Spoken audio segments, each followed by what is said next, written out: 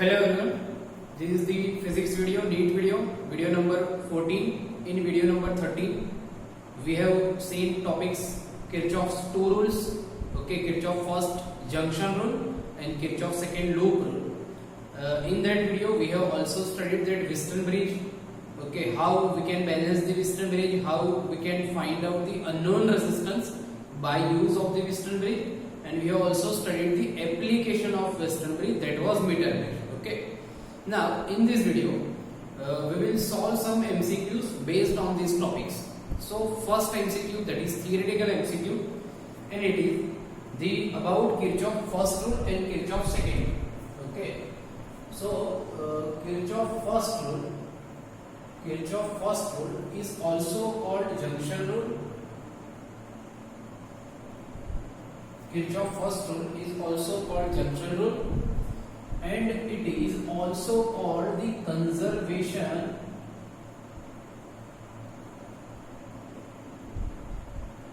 of charge rule. Okay, first rule it is junction rule and it is also called conservation of charge. Then second rule of Kirchhoff's second rule is also called loop rule, and it is also called conservation of energy. Okay, so there are two Kirchhoff rules, first rule, second rule. Okay, junction rule and loop rule. First rule is also called conservation of charge, second rule is also called conservation of energy. This, based on these two statements, बहुत सारे MCQs पूछे गए हैं 3 और 4 बार। Okay, NEET में 3 और 4 बार ये दो स्टेटमेंट में से MCQ आ चुके हैं। ओके, तो फर्स्ट ये दो स्टेटमेंट आपको याद होने चाहिए। तो ये दो स्टेटमेंट में से MCQ आ सकते हैं। फिर नेक्स्ट हम देखते हैं तो एक और थियोरेटिकल MCQ है कि रेजिस्टेंस ऑफ डिस्चार्ज ट्यूब, ये भी एक दो बार पूछा गया है। रेजिस्टेंस ऑफ डिस्चार्ज ट्यूब का रेजिस्टेंस कैसा होता है? ओके, डिस्चार्ज ट्यूब का रेजिस्टेंस कैसा होता है, ऐसा पूछा गया है। 4 ऑप्शन है, 0, ohmic, non ohmic and infinite. Okay, 0, ohmic, non ohmic and infinite. So answer is non ohmic. Okay, its answer is non-ohmic. It is theoretical. You should remember it. Why it is non-ohmic? You will study it in 14th chapter. Okay. Now we will solve one example of Wheatstone bridge. That is like there is a Wheatstone bridge of resistance R. There is a Wheatstone bridge of resistance R. All 5 resistance are of R. तो ये Wheatstone bridge है जिसमें 5 resistance और 5 resistance जो है उसकी value R है।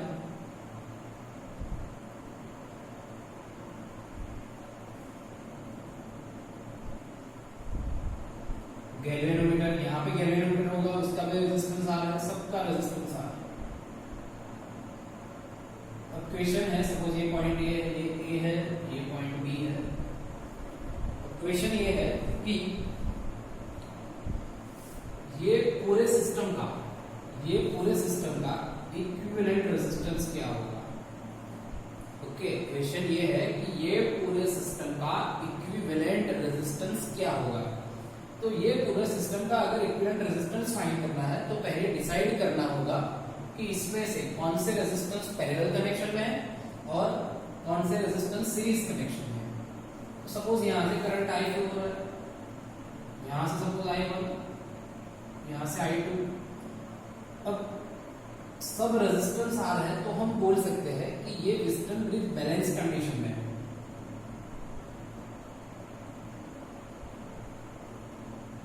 Okay, all resistance are सब resistance आ रहा है, so we can say that ये Wheatstone bridge कौन सी कंडीशन में है? बैलेंस कंडीशन में है।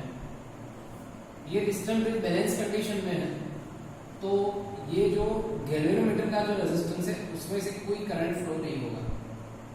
ठीक है, ये रेजिस्टेंस में से कोई करंट फ्लो नहीं होगा। तो अगर ये R में से करंट I1 फ्लो हो रहा है तो यहाँ से भी I1 फ्लो होगा, यहाँ से कोई करंट नहीं जाएगा। यहाँ से I2 फ्लो हो रहा है तो यहाँ से भी I2 जाएगा। ये दो रेजिस्टेंस में करंट से, ये दो रेजिस्टेंस में भी करंट से, तो हम बोल सकते हैं कि ये दो रेजिस्टेंस R और R सीरीज में, ये दो रेजिस्टेंस भी सीरीज में। तो फर्स्ट ऑफ ऑल ये दोनों का सीरीज कनेक्शन का आंसर क्या होगा? 2R। फिर ये दो रेजिस्टेंस है, इसका भी आंसर क्या होगा? 2R। अब ये 2R रेजिस्टेंस और ये 2R रेजिस्टेंस दोनों पैरेलल में आएंगे। ओके, ये दोनों 2R रेजिस्टेंस दोनों अब आएंगे पैरेलल में।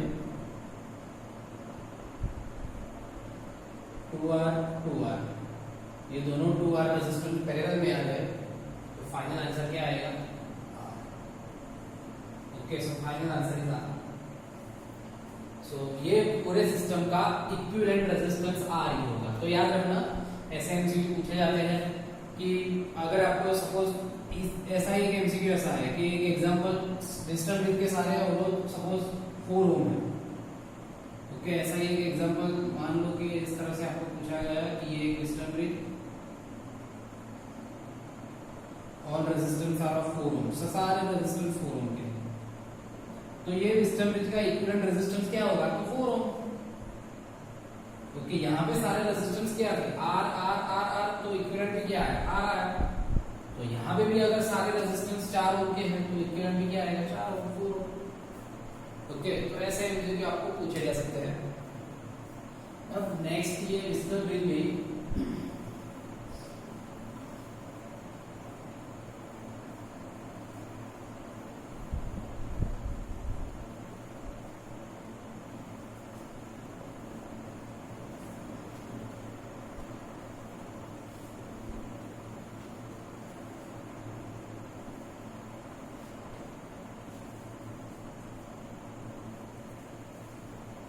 नेक्स्ट डिस्टेंस ब्रिज में एक सपोज ऐसा एमसीक्यू, ऐसा यही मेथड का, लेकिन कुछ नया है इसमें। ये है कि सारे रेजिस्टेंस सेम नहीं है और एक डिस्टेंस ब्रिज भी है और पूछा गया है कि इसका इक्विवेलेंट रेजिस्टेंस फाइंड करो। ओके, तो रेजिस्टेंस सब इस तरह से है।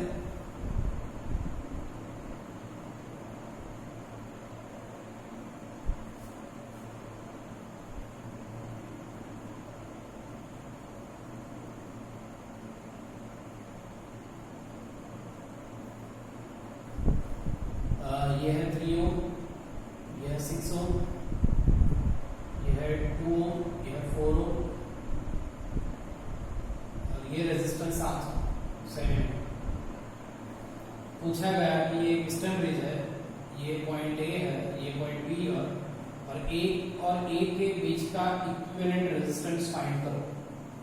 क्वेश्चन ये है कि ए और बी के बीच का इक्विवेलेंट रेजिस्टेंस फाइंड करो, ऐसा पूछा है।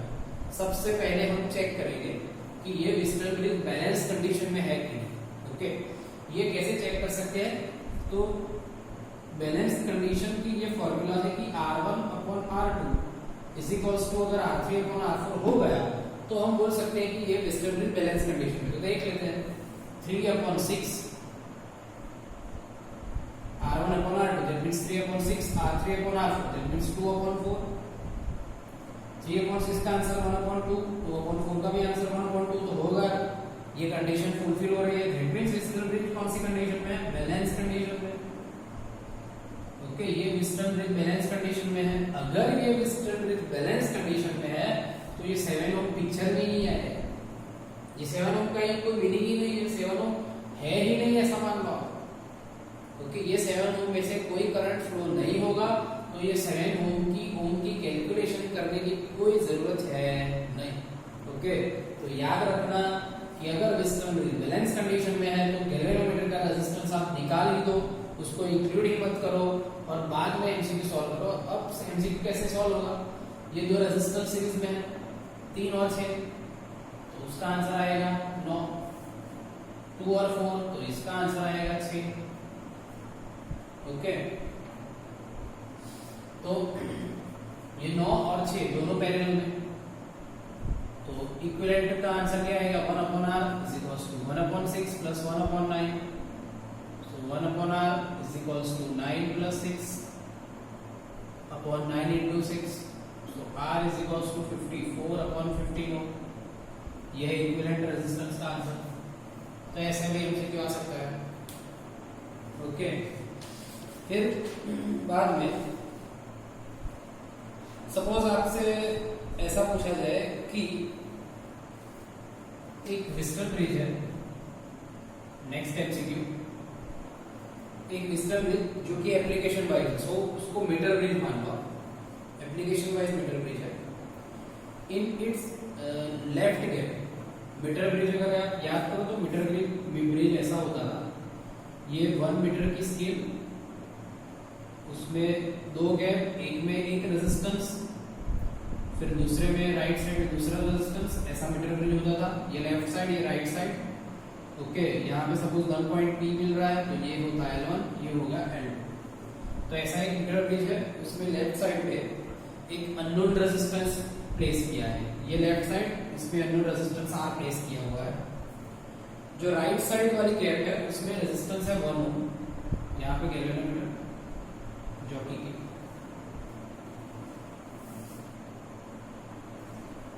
फिर बोला गया कि इसका जो नल पॉइंट है वो लेफ्ट हैंड साइड से 20 सेंटीमीटर डिस्टेंस पे मिल रहा है। ये लेफ्ट हैंड साइड, उससे ये नल पॉइंट 20 सेंटीमीटर डिस्टेंस पे मिल रहा है। दैट मींस L1 की वैल्यू क्या मिल रही है, तो 20 सेंटीमीटर मिल रही है। ओके, लेफ्ट हैंड साइड से P पॉइंट पे, लेफ्ट हैंड साइड से P पॉइंट कितने डिस्टेंस पे है, तो 20 centimetre, null point 20 centimetre distance पे है। तो R की वैल्यू कितनी होगी वो फाइंड करना। अब मीटर ब्रिज में भी नल पॉइंट की कंडीशन क्या थी कि ये नल पॉइंट आएगा तो ये गैल्वेनोमीटर में से कोई करंट फ्लो नहीं होगा, तो ये अगेन ये गैल्वेनोमीटर हमें इंक्लूड ही नहीं करना है और डायरेक्ट कंडीशन यूज करनी है। वो कंडीशन ऐसी थी L1/L2, L1/L2 is equals to R/1। तो अगर R की वैल्यू चाहिए तो L1/L2, L1 की क्या है 20, ये टोटल 100 सेंटीमीटर होगा, ये टोटल 100 सेंटीमीटर। अगर L1 20 दिया है तो ऑब्वियसली L2 की वैल्यू क्या आएगी 80 सेंटीमीटर। ओके, तो R की वैल्यू चाहिए L1/L2, L1 की वैल्यू है 20 और L2 की होगी 80, इसका आंसर होगा 1/4। ओके, तो इस तरह से ये टाइप के एमसीक्यू सॉल्व किए जा सकते हैं। अब नेक्स्ट देखो,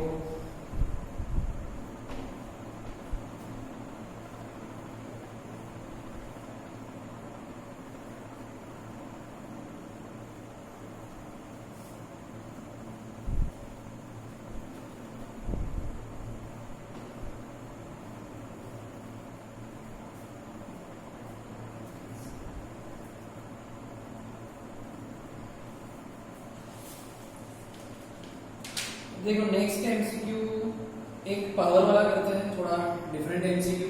ओके, तो थोड़ी वैरायटी मिल जाएगी। तो एक डिफरेंट एमसीक्यू अच्छा एमसीक्यू है। एमसीक्यू ऐसे है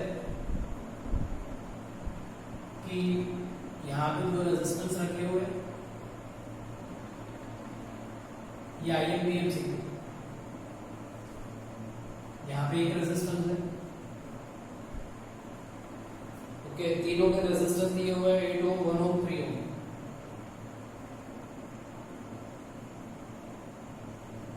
दोनों में करंट फ्लो हो रहा है I1।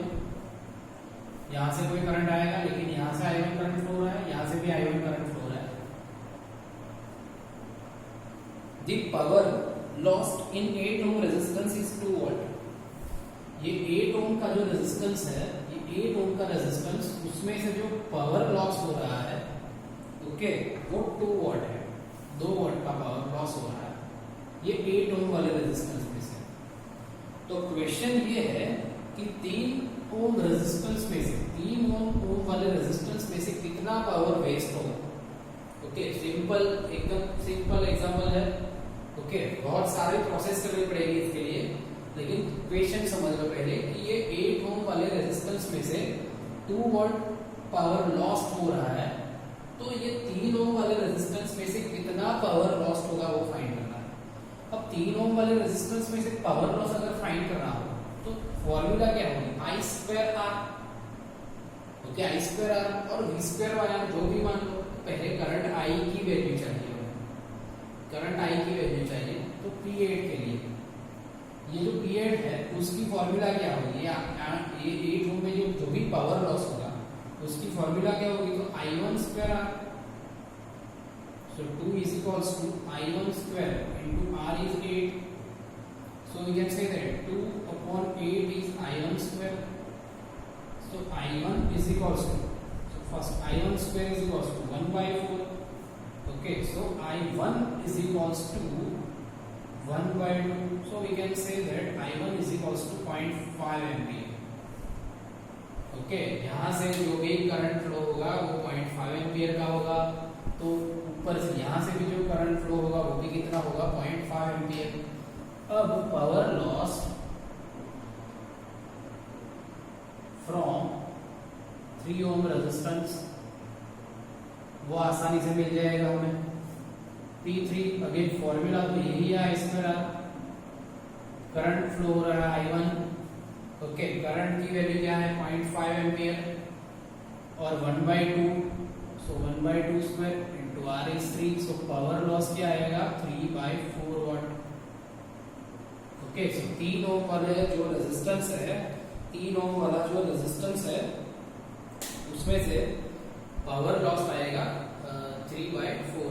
ओके, तो इस तरह से आप एमसीक्यू जो है वो सॉल्व कर सकते हो आसानी से। अब नेक्स्ट एमसीक्यू,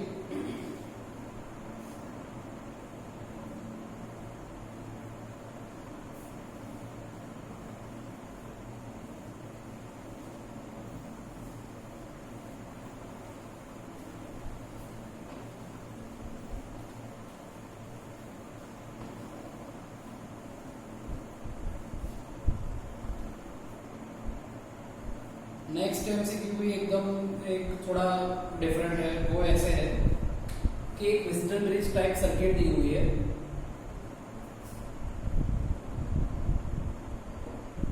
लेकिन वो बैलेंस कंडीशन में नहीं है। सर्किट दी हुई है ऐसे, रेजिस्टेंस है 4413,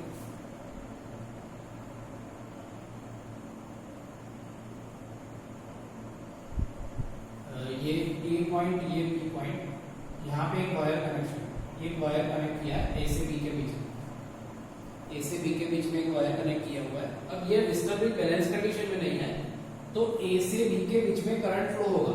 ओके, अब यहाँ पे 2 ऑप्शन है, यहाँ से करंट आएगा तो A और B ये दोनों के बीच में करंट फ्लो होगा। 2 ऑप्शन है, एक तो A से बीच, A के B में मतलब डाउनवर्ड फ्लो हो सकता है A टू B, और दूसरा ऑप्शन अपवर्ड फ्लो हो सकता है B टू A।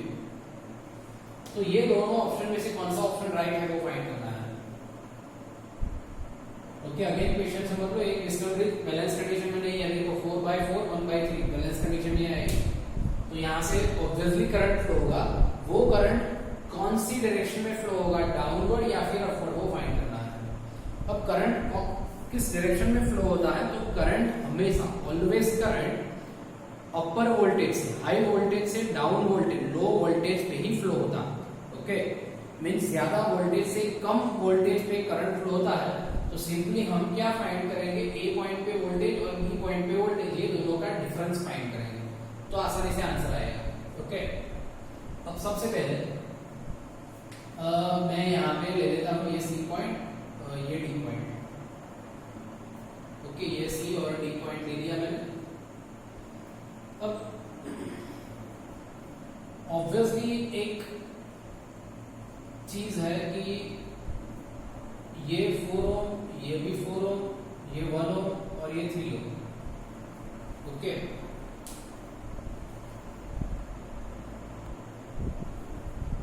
तो ऑब्वियसली ये 4 ओम 4 ओम, अगर ये कोई कनेक्शन नहीं होता तो ये दोनों 4 ओम सीरीज कनेक्शन में होते।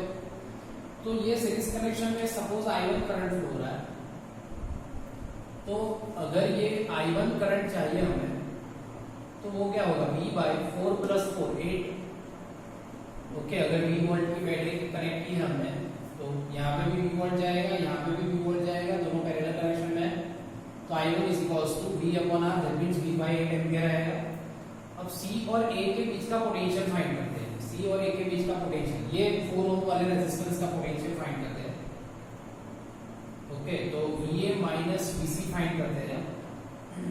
सॉरी, VC माइनस VA होगा, VC माइनस VA फाइंड कर सकते हैं।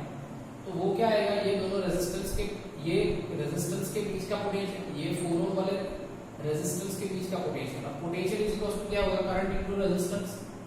तो I1 into R, but I1 की वैल्यू V बाय 8 और R की value 4, that means V by 2। Okay, VC minus VA की वैल्यू क्या आ गई, V by 2, that is equation number 1। अब सेम एज सपोज यहां से करंट I2 फ्लो हो रहा है, तो करंट I2 की वैल्यू क्या आएगी, V by 3 plus 1 4 ampere. Same as अब ये C और B के बीच का पोटेंशियल फाइंड करते हैं, VC माइनस VB। तो ये C और B के बीच का पोटेंशियल मींस ये 1 ओम रेजिस्टेंस के बीच का पोटेंशियल, तो वो क्या आएगा, तो I2 इंटू R। अब I2 की वैल्यू क्या है, तो V बाय 4 इंटू R है 1, so V by 4 volt. Equation number 2। अब इक्वेशन 1 और 2 को मैच करो। ओके, इक्वेशन 1 और 2 को मैच करो और 1 में से 2 को सब्सट्रैक्ट करो, तो ऐसा होगा VC minus VA minus VC plus VB is equals to V by 2 minus V by 4। तो VB minus VA, see VA is negative, VB is positive, so VB minus VA is equals to V by 4। So VB minus VA का answer positive है, that means we can say that VB is greater than VA। B का potential A के potential से ज्यादा होगा, that means current की कौन से डायरेक्शन में जाएगा, B to A। Okay, current कौन से डायरेक्शन में जाएगा, B to A। तो ऐसे MCQ आपको आ सकते हैं, ये MCQ दूसरे मेथड से भी कर सकते हैं। ओके, आप सिंपली किरचॉफ्स रूल अप्लाई कर सकते हो। यहाँ पे बैटरी रख दो, यहाँ पे बैटरी रख दो V वोल्ट की। ओके, आप किरचॉफ्स रूल अप्लाई करो। पहले कहाँ पे अप्लाई करेंगे, C A D बैटरी और C, फिर C B D बैटरी और C, उसमें से VA माइनस VB को सब्जेक्ट बना लो तो भी आपको आंसर मिल जाएगा। ओके, और यही आंसर आएगा। तो MCQ आपको पूछे जा सकते हैं। आई होप आपको पता चला होगा। Okay, thank you.